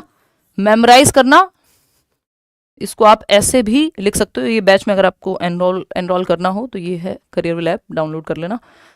कई बैचेस हैं जो जिनमें admission KVS, NVS, D2+B, pedagogy special और CTET के बैचेस। एनीवे, तो आप देख रहे हैं कि रोट लर्निंग जिससे आपको बचना है नेगेटिव है। रोट लर्निंग के भाई बहन और कौन से हैं? रोट लर्निंग या फिर ड्रिल एंड प्रैक्टिस। 2 एकम 2, 2 दूनी 4। बस आपको लगेगा कि ड्रिल एंड प्रैक्टिस लिखा है तो पॉजिटिव है, बट नेगेटिव टर्म है ये। ड्रिल एंड प्रैक्टिस के बार बार आप सेम ही तरीके को रिपीट कराते रहो कि एक चीज को 100 बार लिखो, 50 बार लिखो, 20 बार लिखो, नेगेटिव है ये, पॉजिटिव नहीं है पेडागोजी में। आपने जीवन में देखा होगा, टीचर्स ने आपसे कराया होगा, but not the right way to teach और टू लर्न। तो रोट लर्निंग और ड्रिल एंड प्रैक्टिस और मेमोराइजेशन एंड रिकॉल, रटना, बार बार याद किए जा रहे हो आपको समझना है। Understanding is better than memorisation. तो वर्ड अंडरस्टैंडिंग जो है वो पॉजिटिव है, मीनिंगफुल लर्निंग पॉजिटिव है, rote learning, drill and practice, memorisation negative है। ठीक है ना। मेमोराइजेशन एंड रिकॉल इसके साथ, तो ये नेगेटिव ही है, क्योंकि आपकी ना कोई क्रिएटिविटी नहीं लग रही, आपके थिंकिंग प्रोसेस पे जोर नहीं पड़ रहा। और वो ऑप्शन बेटर है जहां बच्चा एक्टिव है, जहां उसकी थिंकिंग प्रक्रिया पे जोर हो। ठीक है ना। तो ये एक बात है, rote learning, drill and practice, memorisation और रिकॉल, ये तीनों नेगेटिव टर्म है। ठीक है, या 5 नेगेटिव टर्म है अगर आपको देखें तो। पॉजिटिव क्या है? मीनिंगफुल लर्निंग, एक्टिव है, जहां बच्चा सक्रिय है। तो मेमोराइज करना रट्टाफिकेशन है और ये सही नहीं है, और जो सही नहीं है वही सही है क्योंकि पूछा ही सही नहीं है। अंडरस्टैंडिंग द कॉन्सेप्ट, कॉन्सेप्ट समझना अच्छी बात है, पॉजिटिव है। कंस्ट्रक्टिंग नॉलेज पॉजिटिव है। तो आपको 3 चीजें यहां पॉजिटिव मिली कि स्किल को डेवलप करना पॉजिटिव है, अंडरस्टैंडिंग करना किसी कॉन्सेप्ट की पॉजिटिव है, नॉलेज को कंस्ट्रक्ट करना पॉजिटिव है। लेकिन मेमोराइज करना या जानकारी को सिर्फ याद करना, रट्टा लगाना, ड्रिल एंड प्रैक्टिस करना, वो नेगेटिव है। आगे बढ़ेंगे, क्वेश्चन नंबर ये 14 कर लिए थे हमने, हाँ 15 पे चलेंगे। जेंडर स्टीरियोटाइप, आपको बताइए आंख बंद करके, आपको रूढ़िबद्धता के साथ नहीं जाना है। जेंडर स्टीरियोटाइप क्या होते हैं? जो चली आ रही अवधारणाएं हैं समाज में, जनरलाइज्ड या प्री कंसीव्ड नोशंस हैं, वो एकदम फालतू हैं, वो लॉजिकल नहीं है। उनको खत्म करने की तरफ आपको काम करना है, कि ना कि उनको बढ़ावा देना है। बढ़ावा बिल्कुल नहीं देना है। जेंडर इक्विटी, फ्लेक्सिबिलिटी, इक्वालिटी, इनकी तरफ आपको जाना है। जेंडर रोल फ्लेक्सिबिलिटी होनी चाहिए, स्टीरियोटाइपिंग नहीं कि लड़के तो रोते नहीं हैं, है ना, और लड़कियां जो है वो स्पोर्ट्स में ना जाएं, या लड़कियां हैं तो सर्टेन तरह के कपड़े पहने, लड़के हैं तो मेकअप ना लगाएं। अब कई लोग कहेंगे हाँ ना ही लगाएं तो अच्छा है। ये हमारी और आपकी बायसनेस है, स्टीरियोटाइपिंग है। हो सकता है किसी लड़के को मेकअप लगाना पसंद हो, समझ रहे हो बात। तो the behaviours, interest, attitude, skills and personality. अब मुझे पता है कई लोग पीछे से बैठ के कह रहे हो कि आप ही हो जाओ इतने मॉडर्न, हम तो नहीं हो पाएंगे। हो जाओगे, ट्राई करो, है ना, थॉट में तो हो ही जाओ, कपड़ों में बेशक मत हो। देखो, तो the behaviours, interest, attitudes, skills and personality traits that are culture considers appropriate for specific gender are referred to as dash and are dash. फटाक से जवाब दो, 47% लोग। व्यवहार, रुचियां, दृष्टिकोण, कौशल और व्यक्तित्व लक्षण जिन्हें एक संस्कृति विशिष्ट जेंडर के लिए उपयुक्त मानती है, कि ये इंटरेस्ट लड़कियों के होने चाहिए, कि उनको तो खाने में, रंगोली में, फैशन में, इन सब में इंटरेस्ट ही होना चाहिए, है ना। और बिहेवियर्स, कि एक सर्टेन तरह से लड़कियों को बात करनी चाहिए, सॉफ्टली बात करनी चाहिए, है ना, उनको शर्माना चाहिए, फलाना ढिमका, ये वो उल्टे जवाब नहीं देने चाहिए, ठीक। एटीट्यूड ऐसा होना चाहिए, ये स्किल्स आनी चाहिए, खाना बनाना तो लड़की को आना ही चाहिए, लड़के को क्यों नहीं आना चाहिए भाई, उसे भी सिखा लो, है ना। And personality traits that are culture considers appropriate for specific gender. और पर्सनैलिटी ट्रेट्स जैसे करेज लड़कों से जोड़ दिया जाता है, केयर होगी तो लड़कियों से जोड़ दी जाएगी, जो कि दोनों ही लोगों में सारे ट्रेट्स पॉसिबल होते हैं। किस ट्रेट को बढ़ावा दिया गया है और इंडिविजुअल डिफरेंस का भी मामला है, ठीक है ना।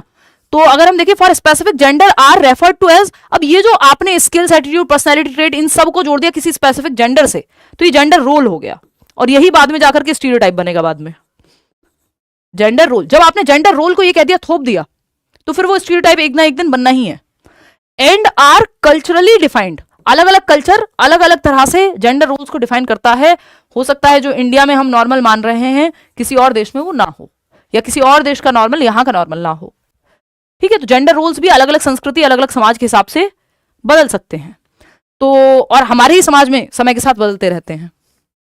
तो एक ही ऑप्शन बचता है कि जेंडर रोल्स और कल्चरली डिफाइंड, ठीक है। बाकी यहाँ पे क्योंकि स्टीरियोटाइप का कोई ऑप्शन था नहीं, जेनेटिकली डिटरमिन्ड नहीं होते, ये ध्यान रखिएगा, बायोलॉजिकली डिटरमिन्ड नहीं होते, सोशली कंस्ट्रक्टेड होते हैं। तो आपको ये biasness, gender bias, gender stereotype, इनसे दूर रहना है, फ्लेक्सिबिलिटी की तरफ जाना है। क्वेश्चन नंबर 16 देखिएगा। ड्यूरिंग, ये एक और सवाल इस बार आया हुआ है। During play time at school Saurabh, 8-year-old boy picked a doll to play with. एक 8 साल के बच्चे सौरभ ने प्ले टाइम यानी गेम्स पीरियड के दौरान एक डॉल को उठाया खेलने के लिए। Some of his peers made fun of him, उसके जो दोस्त थे, उसकी उम्र के लोग थे, उन्होंने मजाक उड़ाया, हा हा लड़का होके डॉल से खेलता है। For his choice of toy as a teacher who wants his students to grow up with gender role flexibility, यही बात हम अभी कर रहे थे ना, कि आप वो टीचर हैं जो चाहते हैं कि आपके बच्चे जेंडर रोल फ्लेक्सिबिलिटी के साथ बड़े हों। भाई हो सकता है किसी बच्चे को डॉल पसंद आ रही हो, आधे लड़के तो जिनको पिंक कलर पसंद हो तो ना करें वो, क्योंकि इतना स्टीरियोटाइप कर दिया गया है कि लड़कियों के लिए पिंक कलर और लड़कों के लिए ब्लू कलर। स्टीरियोटाइप पे ठप्पा लगा दिया आपने, इंडिविजुअल डिफरेंसेस को खत्म ही कर दिया, समझ रहे हो ना। तो which of the following would be the best response to the situation by the teacher, यानी अब वो टीचर हैं आप जो लैंगिक भूमिकाओं के संदर्भ में लचीलापन चाहते हैं, जेंडर रोल में फ्लेक्सिबिलिटी होनी चाहिए, फिक्स नहीं होना चाहिए, क्योंकि समाज ने कह दिया है तो यही होगा एक जेंडर के लिए, है ना। लड़के भी रो सकते हैं या कोई भी रो सकता है, क्योंकि वो भी ह्यूमन ही है, नॉर्मल इमोशन है, तो ये फ्लेक्सिबिलिटी आपको चाहिए। Talk to Saurabh that dolls are suitable for girls and boys should not play with dolls. आप सौरभ को कहेंगे कि बेटा लड़कियां खेलती हैं गुड़िया से, आप तो मेरे गुड्डे हो, आप तो मत खेलो, रख दो इसको, बकवास बात, एकदम स्टीरियोटाइप को आप प्रमोट कर रहे हैं, ठीक। Tell Saurabh that he should play with something else because his friends won't approve of him playing with doll. अगर आपने ये कर दिया तो आप बच्चे में बहुत ही खराब तरीके का सोशलाइजेशन करा रहे हैं कि कंफर्मिटी भर दे रहे हैं। फिर वो कभी भी जो खुद पसंद करता है वो स्टैंड नहीं लेगा उस चीज के लिए, क्योंकि आपने कहा कि तुम्हारे दोस्त अप्रूव नहीं करेंगे, इसलिए तुम ये छोड़ दो। Let Saurabh play with doll and tell other children that they can also choose any toy of their choice. Saurabh को आप गुड़िया से खेलने देंगे और बाकी बच्चों को भी कहेंगे कि दूसरे बच्चों को कहना चाहिए कि वे भी अपनी पसंद का कोई भी खिलौना उठा सकते हैं, जिसका जिस चीज से मन करे। किसी लड़की का कार से खेलने का मन है तो वो खेल सकती है, सौरभ का डॉल से खेलने का मन है तो सौरभ खेल सकता है ना। अब ये सिर्फ यहाँ जवाब में नहीं कि 94% लोग सही जवाब दे रहे हैं, जिस दिन जीवन में उतार लोगे तब पता लगेगा कि कितना मुश्किल है या कितना मजेदार है। डिपेंड करेगा आप कितने रीढ़ की हड्डी वाले व्यक्ति हैं। Quietly take away the doll and give a car toy to Saurabh without saying anything. बकवास बात, ठीक है। तो जेंडर रोल फ्लेक्सिबिलिटी में चीजों को, एटीट्यूड को, कपड़ों को, बिहेवियर को नहीं जोड़ना है किसी जेंडर से, अगर आपको जेंडर रोल फ्लेक्सिबिलिटी के साथ चलना है, जो कि पॉजिटिव टर्म है। नेगेटिव की जब हम बात कर रहे हैं, ये क्वेश्चंस का सीक्वेंसिंग मुझे, हाँ ठीक है। क्वेश्चन नंबर 17 देखिएगा, सोशल एक्सक्लूजन और इंक्लूजन। तो इंक्लूजन एनी डे बेटर है, सेग्रीगेशन या एक्सक्लूजन बेटर नहीं है। तो to cater to students from disadvantaged background, यानी वो बच्चे जो वंचित समूह वर्ग से आते हैं, चाहे वो आर्थिक स्थिति से, जाति के आधार पे, धर्म के आधार पे, किसी भी आधार पे समाज ने उनको हाशिए पे रखा है ना, उतने मौके नहीं मिल पाए जितने बाकी लोगों को मिल रहे थे। तो वंचित पृष्ठभूमि के छात्रों का समायोजन करने के लिए शिक्षकों को किसका पालन करना चाहिए? कई बार लड़कियां भी डिसएडवांटेज पोजीशन में ही पाई जाती हैं समाज में। क्यों? क्योंकि उतने मौके उनको दिए ही नहीं जा रहे जितने शायद उनके भाई को या उनके पिताजी को मिले हैं। तो disadvantage background teacher should practice what? जो बच्चे डिसएडवांटेज या वंचित पृष्ठभूमि से आए हुए हैं, ऐसे जाति संप्रदाय से आए हुए हैं जिनको हमेशा पिछड़ा ही माना जाता रहा है, तो क्या करे टीचर? सोशल एक्सक्लूजन कर दे, इनको अलग थलग कर दे कि तुम बाकी बच्चों के साथ मत बैठा करो, उनके साथ खाना मत खाया करो। नहीं, अभी मूवी आई थी कौन सी आई थी वो, धड़क 2, तो उसमें इस चीज पे चर्चा हुई है, देखिएगा, अच्छी मूवी है, मतलब पेपर के बाद देखिएगा प्लीज। सोशल मार्जिनलाइजेशन, सामाजिक हाशियाकरण, ये भी नहीं करना है आपको, उनके साथ अलग थलग नहीं करना है। स्टैंडर्डाइज करिकुलम पहले ही बात कर चुके हैं कि ये बहुत अच्छा तरीका नहीं है, फ्लेक्सिबिलिटी पे जाएंगे हम।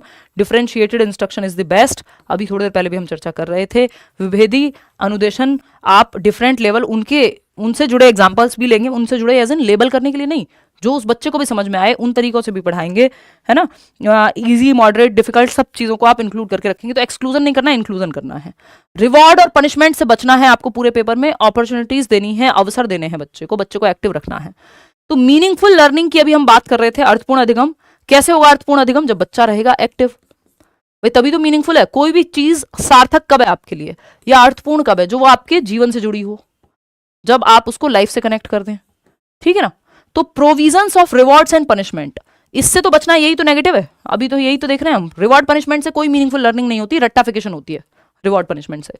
Opportunities to interact with each other, हाँ बच्चे यहाँ एक्टिव है, जिस ऑप्शन में बच्चा एक्टिव है, सिंपल तरीका है, ये सालों से मैं कहते हुए आ रही हूँ, वो आपको बचा लेगा। वो ऑप्शन सही ही होता है जहां बच्चा एक्टिव है, सबसे ज्यादा एक्टिव है बल्कि।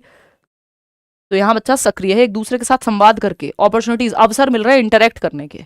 बाकी के 2 ऑप्शन भी देखेंगे। Reflections on learning, how to learn, यानी बच्चा रिफ्लेक्ट कर पा रहा है, चिंतन कर पा रहा है, प्रकाश डाल पा रहा है कि कैसे सीखते हैं, इस बात पे वो चिंतन कर पा रहा है, यानी अवसर मिल रहा है सोचने का। तो सेकंड और थर्ड दोनों ही सही हैं। रिवॉर्ड पनिशमेंट से आपको बचना है, बच्चे को एक्टिव रखना है, आपको अपॉर्चुनिटीज देनी है उसको एक्टिव होने की, सोचने की, समझने की, जहां उसका दिमाग चले, शरीर चले। बच्चा जितना एक्टिव है, जितने ज्यादा सेंसेस इन्वॉल्व हैं, उतने अच्छा है। टीचर सेंटर्ड क्लासरूम हमको नहीं चाहिए, हमको चाहिए learner centred classroom. Teacher centred में सिर्फ टीचर एक्टिव होता है, लर्नर सेंटर्ड में टीचर और बच्चे दोनों एक्टिव होते हैं। सिंपल सिंपल सिंपल, फटाक से जवाब दे दो, आसान सवाल है।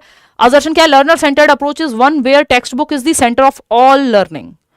पॉसिबल ही नहीं है। लर्नर सेंटर्ड में टेक्स्ट बुक या टीचर नहीं होगा सेंटर में, लर्नर होगा, यानी चाइल्ड होगा, यानी बच्चा होगा, स्टूडेंट होगा। रीजन क्या है इसका? Students in middle school learn best when asked to reproduce the textbook. Reproduce का मतलब है रट्टा लगा लिया है उन्होंने और उसी को उगल रहे हैं पेपर पे, दोनों ही गलत हैं। तो सिंपल है, both are false, fourth option. तो हमें वो चाहिए जहां बच्चा एक्टिव हो, यानी बच्चा सेंटर में हो, बच्चा और टीचर दोनों एक्टिव हो। एक्टिविटीज सेंटर में ना हो, टीचर और स्टूडेंट सेंटर में ना हो, स्टूडेंट सेंटर में हो, उनके हिसाब से चीजें बने। ठीक है जी, आगे बढ़ेंगे। ब्लैंक स्लेट या स्टिमुलस रिस्पॉन्स या रिवॉर्ड पनिशमेंट को एकदम सिरे से नकारना है, नेगेटिव है ये। को कंस्ट्रक्शन पॉजिटिव है, यानी साथ में मिलके बच्चे जो है को कंस्ट्रक्ट कर रहे हैं, सृजन कर रहे हैं ज्ञान का। तो इन द कंस्ट्रक्टिविस्ट व्यू, जिससे पियाजे और वाइगॉत्स्की बिलोंग करते हैं, जो कहता है बच्चा लिटिल साइंटिस्ट है, बच्चा सीख सकता है, एक्टिव सक्रिय रूप से मीनिंगफुल लर्निंग कर सकता है, बच्चा ब्लैंक स्लेट नहीं है। बच्चा जब स्कूल में आता है तो अपने अनुभव लेकर के आता है। वो 6 साल का बच्चा है, जब पहली क्लास में एडमिशन ले रहा है, तो आपको क्या लगता है 6 साल तक ना उसने कहीं ट्रेवल किया, ना वो कभी नानी के यहाँ गया, ना उसने आसपास दुनिया देखी, ना कोई कार्टून देखा, कोई अनुभव ही नहीं है, उसका ब्लैंक स्लेट है, वो खाली तख्ती है, एम्प्टी वेसल है, खाली बर्तन है। या स्टिमुलस और रिस्पॉन्स को जोड़ के पढ़ा दो, उद्दीपक उद्दीपन को, उद्दीपक और अनुक्रिया को, नहीं, ये क्या हो जाएगा, ये रट्टाफिकेशन हो जाएगी, है ना। ये व्यवहारवादी व्यू पॉइंट हो जाएगा, यानी जिसको हम बिहेवियरिस्टिक व्यू पॉइंट कहते हैं, और कंस्ट्रक्टिविस्ट व्यू पॉइंट है जहां बच्चा एक्टिव है। और हमारा पूरा जो कहानी, हमारा एनसीएफ से लेकर सब कुछ कंस्ट्रक्टिविज्म पे बेस्ड है। मॉडर्न डे में हम जो पेडागोजी अपनाते हैं वो रचनावाद को ध्यान में रखते हुए, सेंटर में रखते हुए अपनाते हैं। व्यवहारवादी तो जॉन लॉक ने कहा है कि ब्लैंक स्लेट है बच्चा, खाली तख्ती है, क्ले मिट्टी है, एम्प्टी वेसल है, कुछ भी बना दो, कैसे भी बना दो। इसको हम मॉडर्न डे में अच्छा नहीं मानते। तो learning is simply writing associations on the blank slate of our brains. तो ब्लैंक स्लेट मानना ही नहीं है आपको, बच्चे को एक्टिव मानना है। एक्टिव कंस्ट्रक्टर ऑफ नॉलेज है वो, ज्ञान का सक्रिय निर्माता है बच्चा। इंडिविजुअल्स आर पैसिवली इन्फ्लुएंस्ड, ये तो वर्ड अपने आप में नेगेटिव है, बच्चों को पैसिव नहीं रखना। इंडिविजुअल्स आर कंडीशनड, कंडीशनिंग भी, स्टिमुलस रिस्पॉन्स भी, ब्लैंक स्लेट भी, ये सब व्यवहारवादियों के शब्द हैं, इनसे दूर रहना है। रिवॉर्ड पनिशमेंट ये सब नेगेटिव है। इज अ प्रोसेस ऑफ को कंस्ट्रक्शन ऑफ नॉलेज।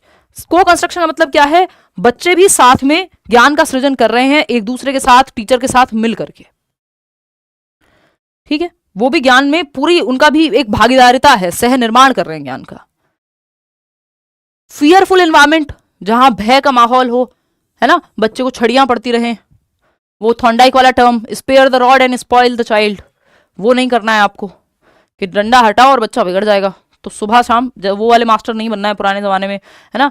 हमसे पहली जनरेशन में यही कहा जाता था, मेरे तो मामा जी बताते हैं कि सिंपल कह दिया जाता था स्कूल में जाकर के कि हड्डी आपकी, सॉरी हड्डी हमारी, खाल आपकी, तो मतलब बस जिंदा छोड़ देना, बाकी आप कूट पीट के कैसे भी करना है कर लो सेट। ये तरीका सही नहीं है, बच्चे की सेल्फ एस्टीम और बहुत सारी चीजों पर इसका नेगेटिव प्रभाव पड़ता है। अब आप कहेंगे रियल वर्ल्ड में तो ऐसा ही होता है, ये वो आइडियली होना नहीं चाहिए। वो एक अलग बात है कि कई बार माहौल ऐसा होता है कि ये सब चीजें होती हैं, बट होना नहीं चाहिए, है ना। हम उस, और क्योंकि ऐसा नहीं है कि ये रिसर्चेस प्रॉपर हुई हैं जहां नहीं हुआ है और तरीके सही अपनाए गए हैं, अभी भी होता ही है of course, but not the right way. Corporal punishment तो राइट टू एजुकेशन एक्ट के तहत बैन है, बट बहुत स्कूल्स में आपको ये होता हुआ नजर आ जाएगा, कॉमनली दिख जाएगा आज भी, जो कि दुखद है अपने आप में, है ना। कंप्लेंट्स भी होनी चाहिए।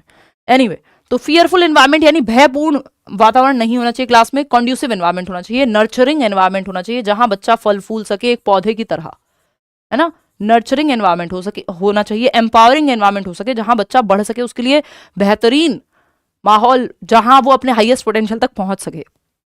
AQI 700 ना हो, है ना। एनवायरमेंट में सब कुछ आ जाएगा, चाहे वो साइकोलॉजिकल हो, चाहे वो फिजिकल एनवायरमेंट हो, समझ रहे हो। देखो आप हम क्या हवा पानी दे रहे हैं बच्चों को या खुद को। Fearful environment dash should be the basis for a conducive classroom environment. Dash जो है अधिगम के लिए उचित कक्षा वातावरण का आधार होना चाहिए। प्रिंसिपल्स ऑफ कंडीशनिंग से बचना है, रीइंफोर्समेंट, पनिशमेंट, इन सब से बचना है आपको। कंपटीशन पहले नेगेटिव है, हम बात कर चुके हैं। अब ये मत कह देना इंडिविजुअलिज्म लिखा हुआ है, भाई जब शुरुआत ही गलत हो गई तो बात खत्म हो गई। कोऑपरेशन एंड कोलैबोरेशन जो है वो पॉजिटिव है, सहयोग, और सेग्रीगेशन, लेबल करना बच्चों को अपने आप ही में ही नेगेटिव होता है।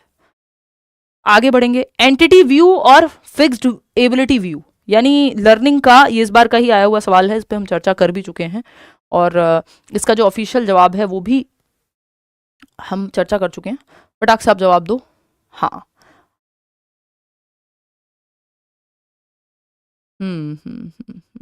गलत जवाब दे रहे हो यार, ये मैंने करेक्ट करा दिया था सेकंड सेशन में, फर्स्ट भी नहीं है इसका जवाब, मैं हटा ही देती हूँ उसको।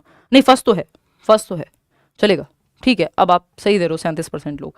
मैंने जान के इसको दोबारा डाला है क्योंकि कई लोगों के दिमाग में कंफ्यूजन बैठ गई है। हमने भी जब फर्स्ट डे हम वो 30 आउट ऑफ 30 कर रहे थे ना, तो ये डिस्कस कर लिया था, जो कि गलत नहीं है, हेरिडिटी एंड एनवायरमेंट, लेकिन क्योंकि हमारे पास उससे बेहतर जवाब यहाँ अवेलेबल है, टू बी प्रिसाइज अवेलेबल है, तो हम फिर जाएंगे उसी के साथ, और ऑफिशियल आंसर की भी आपकी इसी के साथ गई है। तो जब आप देखते हैं, academic performance and intellectual abilities gradually improve in children who leave deprived settings and enter enriched settings.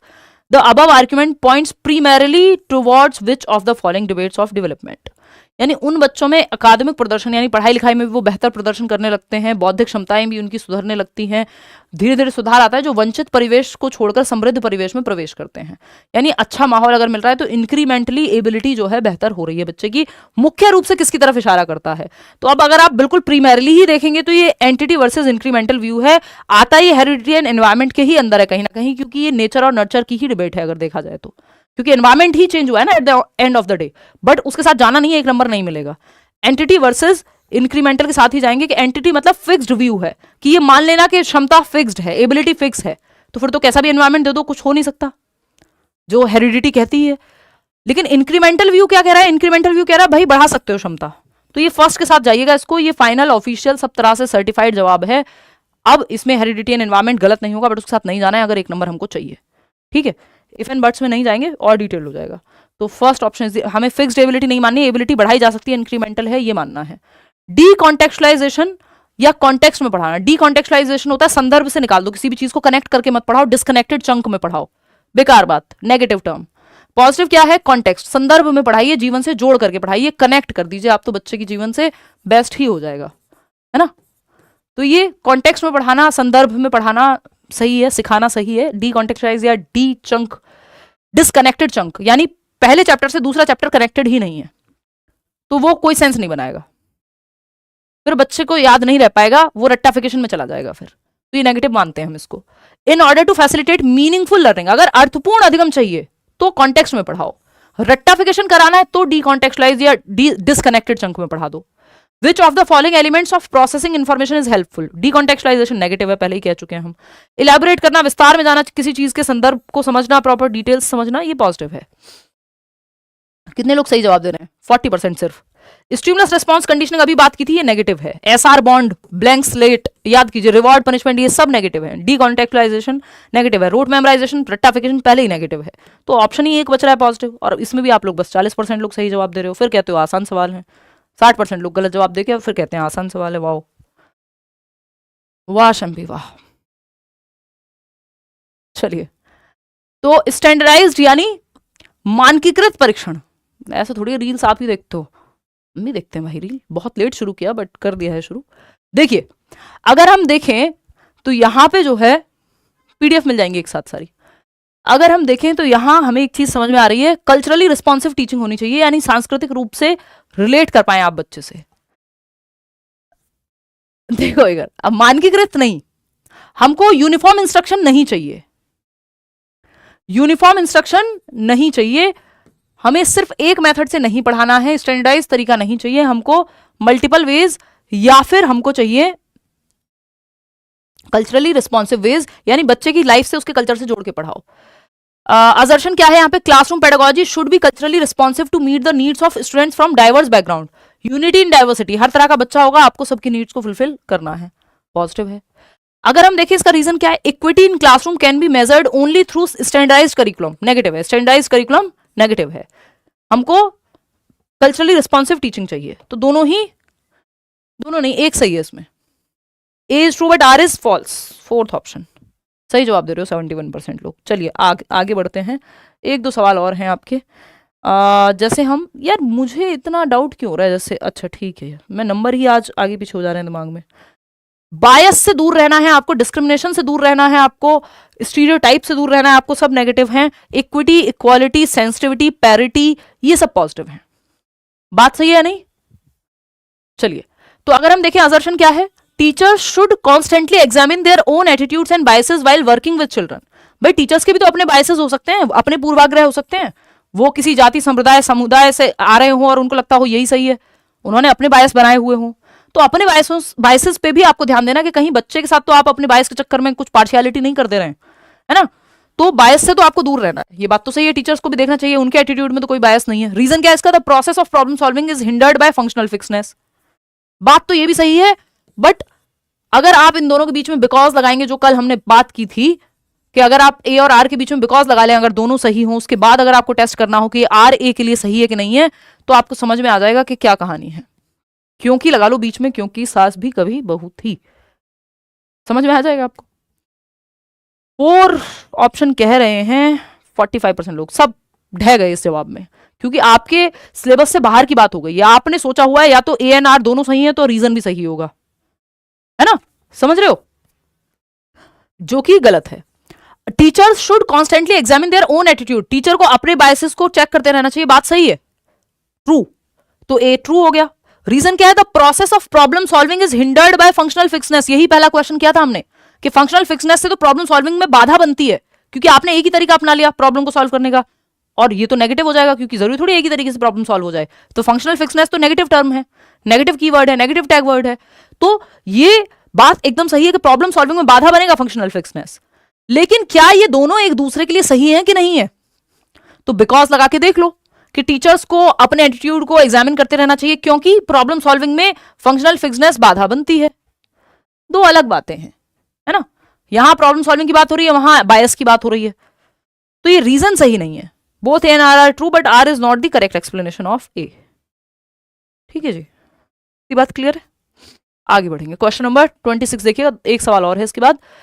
Neglect of prior knowledge और build on old knowledge. Prior knowledge होती है प्रीवियस नॉलेज, पूर्व ज्ञान, इसको नेग्लेक्ट नहीं करना है, इसको आधार बनाना है बच्चे की प्रीवियस नॉलेज को, जो भी बच्चा घर से लेके आए वो सब पॉजिटिव है, यानी उसका पूर्व ज्ञान, यानी उसकी ओल्ड नॉलेज, उसकी प्रीवियस नॉलेज, उसका कल्चर, उसकी भाषा, उसका खाना, उसका पहनावा, एवरीथिंग, उस पर बिल्ड ऑन करना है आपको, ठीक है ना।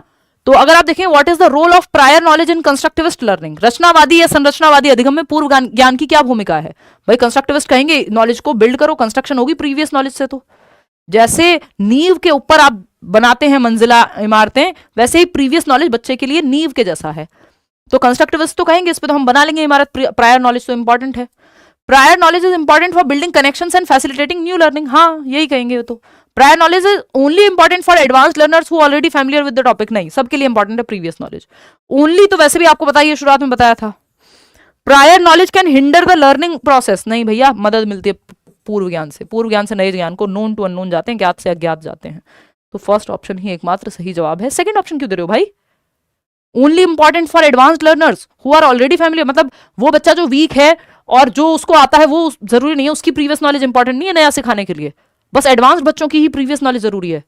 प्रणाम, ऐसा नहीं होता, हर बच्चे की प्रीवियस नॉलेज इंपॉर्टेंट है। इनएक्टिव प्रोसेस यानी सीखना एक पैसिव प्रक्रिया है, इसको आप पैसिव भी लिख सकते हो, ये नेगेटिव टर्म है अपने आप में, ये नेगेटिव कीवर्ड है, समझ रहे हो। एक्टिव होना बच्चे का, डिबेट करना, डिस्कशन करना, एक्सप्लोर करना, ये सब पॉजिटिव बातें हैं, अन्वेषण करना, डिस्कवरी करना, ये सब पॉजिटिव टर्म है। नेगेटिव सिंपल इनएक्टिव होना बच्चे का, ठीक है। असर्शन क्या है इसमें, teachers should encourage debates, discussions and collaboration among students, बच्चे एक्टिव हैं, सिंपल सही है। रीजन क्या है, knowledge production is an inactive process, passive process, निष्क्रिय है, बच्चे सो जाएं क्लास में लेक्चर चलता रहे, गलत बात है। An engagement in group activities hinders, यानी बच्चों को अगर एंगेज करोगे तो ये तो बाधा बन जाएगा बच्चे के सीखने में, फालतू बात है, नेगेटिव है, इनएक्टिव नहीं होगा, एक्टिव होगा, अभी हमने पढ़ा है, तो A is true but R is false. Third option is the right answer, 68% लोग सही जवाब दे पा रहे हैं आउट ऑफ 27। कितने क्वेश्चंस ठीक हुए, ये टर्म्स आपको अलग से एक लिस्ट में शेयर कर दूंगी नोट्स में, है ना, तो वो भी आपको मिल जाएंगे यहाँ, ये कल ही मैं शेयर करा देती हूँ आपको लिस्ट, है ना राहुल, कल करा देंगे ये एक बार।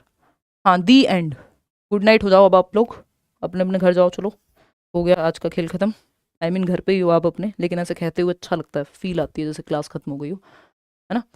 चलिए इसके अलावा कोई और डाउट हो तो कमेंट्स में पूछ लीजिएगा, लाइक शेयर सब्सक्राइब आप कर लीजिएगा। आज के लिए हम इतना ही रखेंगे, आउट ऑफ 27 क्वेश्चंस आपके कितने ठीक हुए वो आप बता दीजिएगा, और कल हम लोग मिलते हैं, कल 30 मिक्स्ड क्वेश्चंस करते हैं, देखते हैं आप में से कितने लोग ठीक जवाब देते हैं उनका, है ना, कल थोड़े से हम ठीक क्वेश्चन करेंगे, ठीक है सरकार, tata bye bye, take care, revise कर लीजिएगा, रट्टे मत लगाइएगा, क्वेश्चंस इंपॉर्टेंट नहीं है ये वाले सेशन में, इस सेशन में आपके टैग वर्ड्स इंपॉर्टेंट है, ठीक है। गुड नाइट, कल मिलते हैं 9-10 बजे, जितने भी बजे मौका मिलेगा, कल ऑफलाइन क्लास भी है ना, और फिर परसों से मैं छुट्टी पे हूँ। चलिए टेक केयर, फिर उसके बाद हम तसल्ली से जनवरी में एक महीना हम बहुत अच्छे से पढ़ेंगे, फिर रोज रोज मिलेंगे। चलिए बाय बाय, गुड नाइट।